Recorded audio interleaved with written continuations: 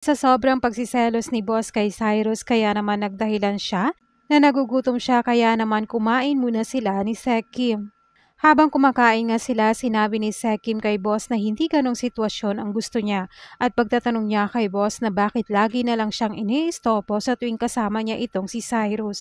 Dagdag pa ni Sekim na hindi sila magkasundo pero kailangan niyang hanapin ang memories niya. Tugon naman ni boss na kalimutan niya na yon at future na lang ang mahalaga. Dagdag pa niya na nakalipas na yon at kung ganun ba yon kahalaga para pagsilosin nito ang nagkakagusto sa kanya. Dagdag pa ni boss na gusto niya naman itong si Sekim at gusto rin siya nito at nagpi-flirt na sila sa isa't isa. Hindi naman makasagot si Sekim dahil yon ang totoo. Nasabi pa ni boss na bakit ang childhood sweetheart niyang iniisip at gustong alalahanin ang nakaraan at magkaroon naman ito ng manners. Naiinis naman si Sekim kay boss at nasabi niya na hindi yun ang lugar para sa ganong usapan.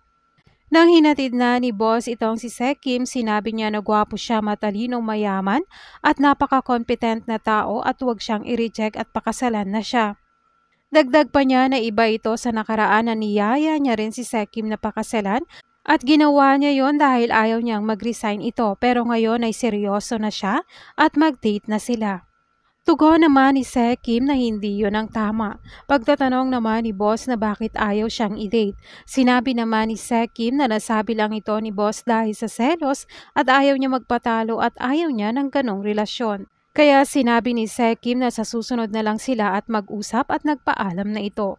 Nalulungkot naman si boss dahil ilang beses na siyang binasted ni Sekim at nasabi naman ni Sekim sa kanyang sarili na bakit siya niyaya ni boss sa ganong paraan.